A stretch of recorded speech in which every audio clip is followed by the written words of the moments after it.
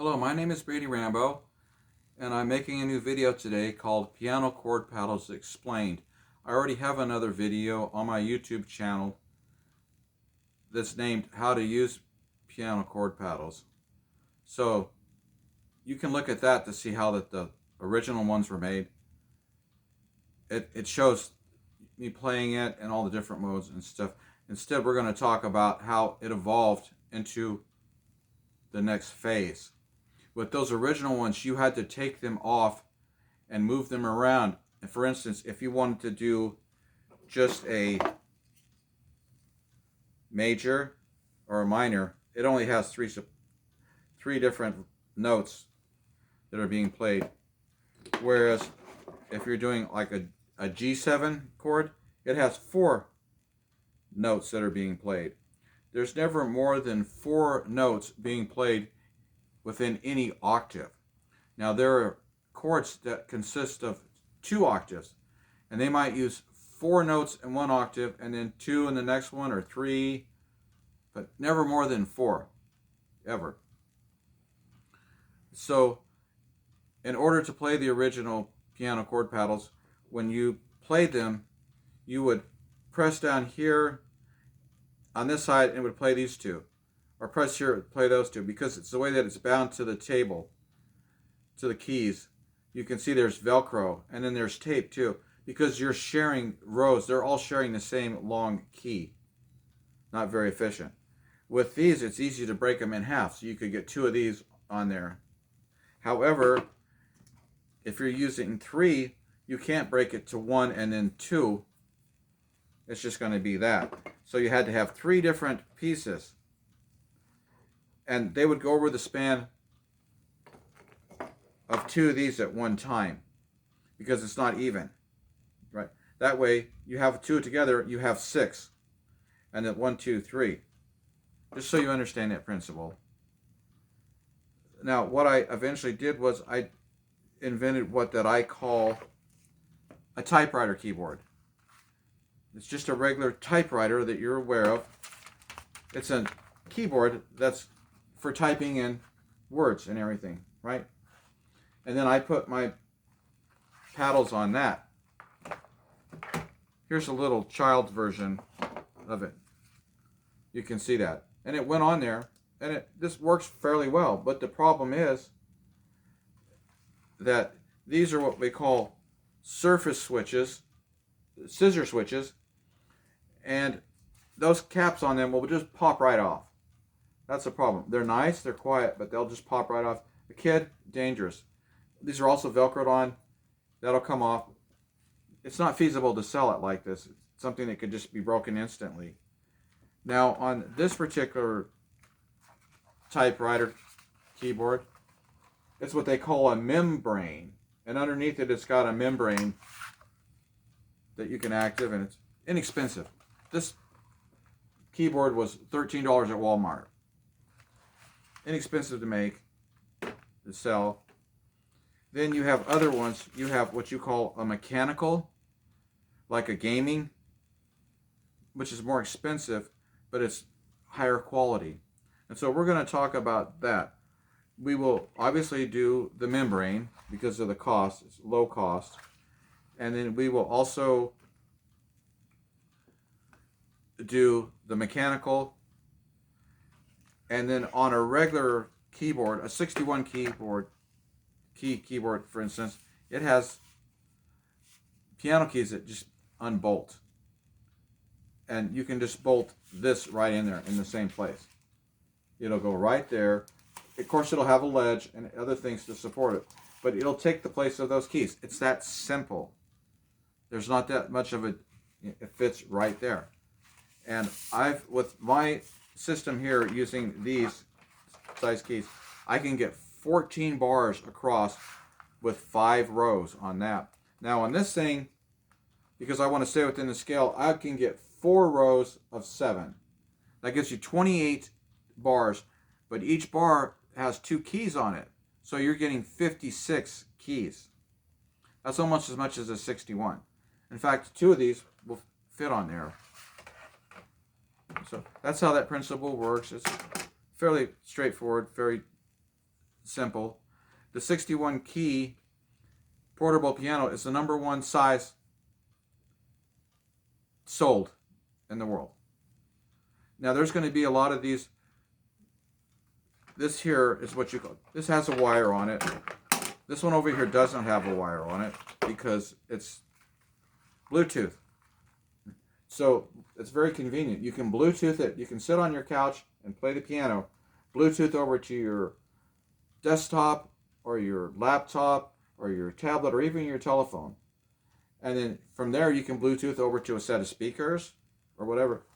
So for the little child version, which won't be,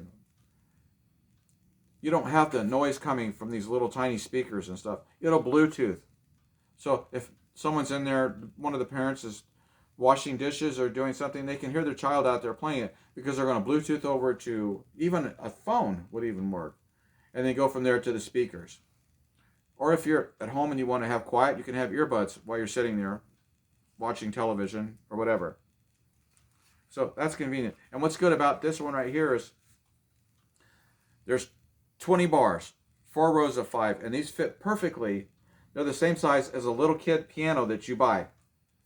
But that only comes with 25 keys, and that's like $30.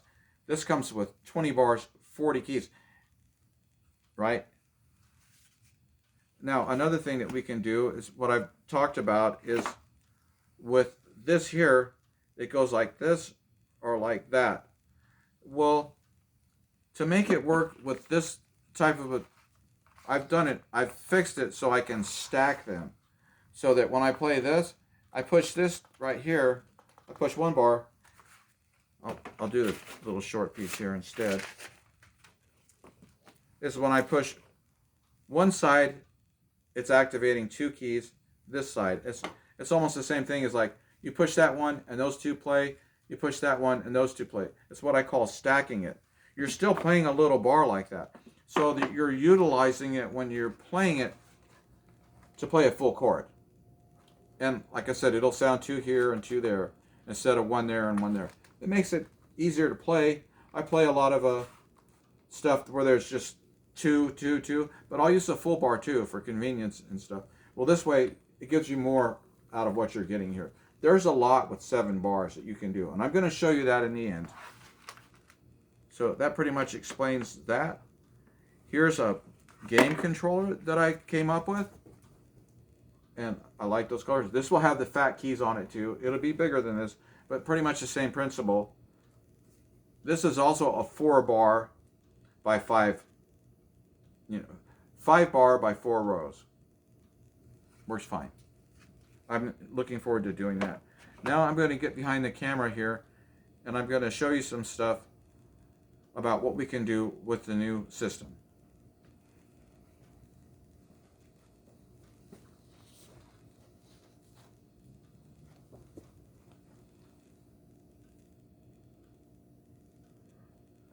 Right here, I'm showing you, this is my original patent drawing that I colorized. See that? It's been colorized. That's 6 by 14. 6 by 14. That's a lot. Well, when you're doing an auto accompaniment mode, you're usually only playing just a couple of keys. You're not playing the whole thing. You can watch me play it, but it's mostly that. So let's say you want to play with someone else, you can split the board in half, and they can have their 7 bars, 6 rows. 6 rows to you. That gives you more. Or you can do it yourself and split it open. If you're writing a song or something, now with the auto accompaniment, what it does on the original one was I would press a bar over here that was tuned so that make the whole row the same chord. Well, now with the auto accompaniment, when it goes, it can pre-tune the whole machine so that they all tune. So this, if you're playing keyboard, you'll always be playing the piano right here every time, and it'll be tuned. You don't have to go up to another row. Why would you do that? So you can have different instruments. On this row, you could be a different instrument. On this row, a different instrument, a different instrument. So if you're writing a musical piece, you could go, and it'll automatically, everything's going to row. Sometimes you'll have a wind instrument that's up a different key. It might be in a B flat or something. it'll auto-tune itself as it goes along. And, you know, oh, I got to do it way down here. I don't have any room. The octave's going to be real. No, you can adjust your octave for whatever you want. So I'm going to give you another piece you can look at here. You can see here, kind of fuzzy, but organ, violin, guitar, whatever you want it to do. See that? Whatever you want it to do. And it can be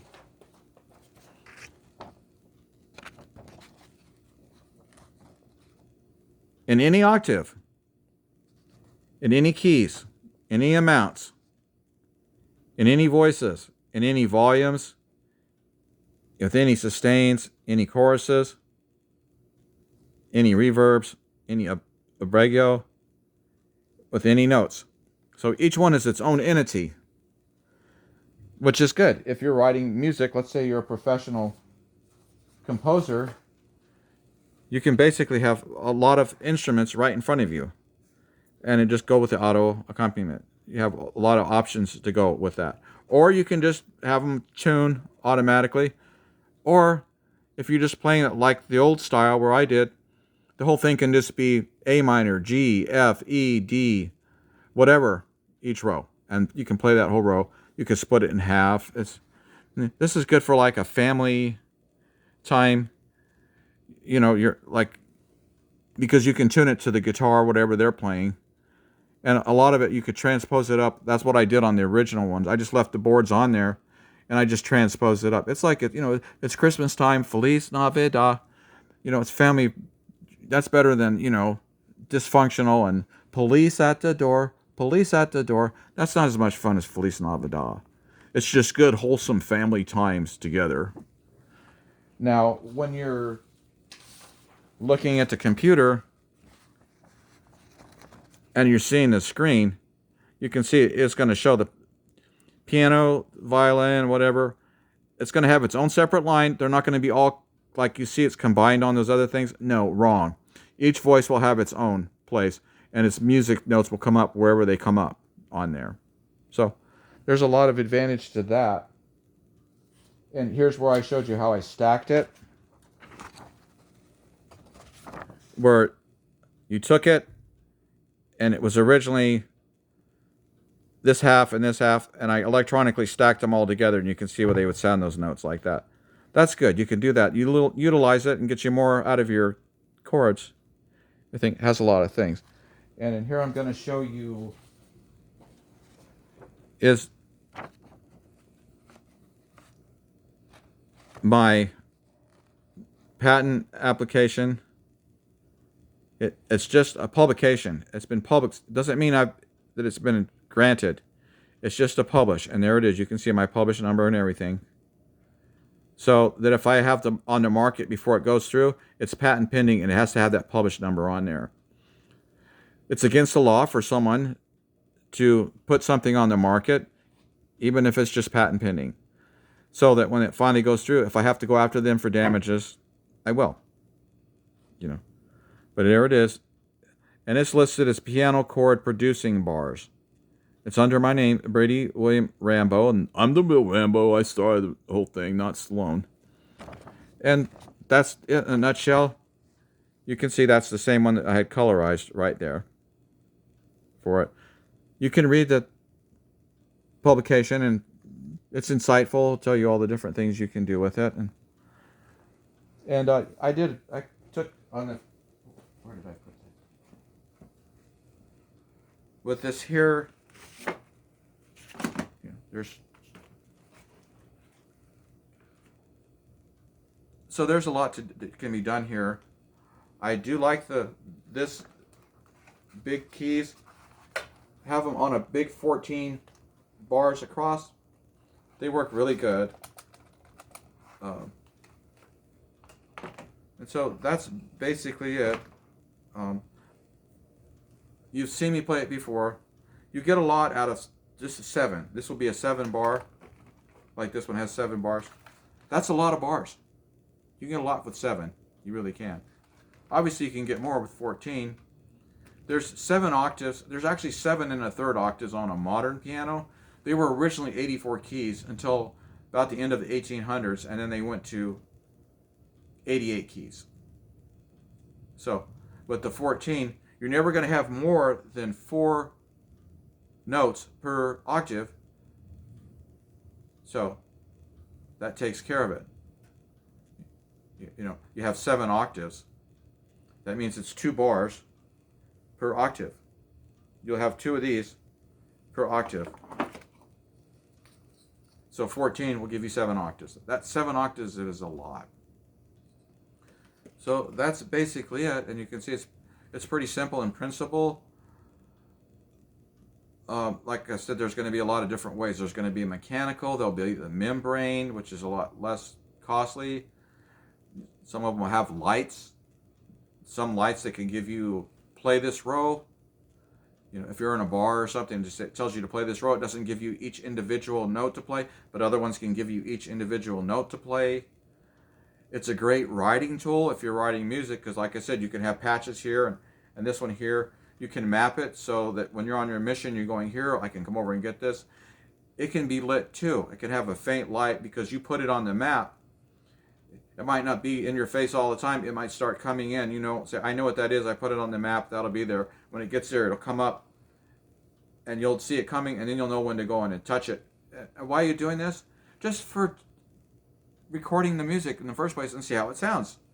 If you don't like it, you can scrub it out and come back and start here or wherever and remap it somewhere else. Maybe you wanted it to be a higher octave. Maybe you wanted more bars to use. All that. So there's a lot to be done right there, and I hope that you enjoy my presentation and hope it's informative. Thank you. Bye.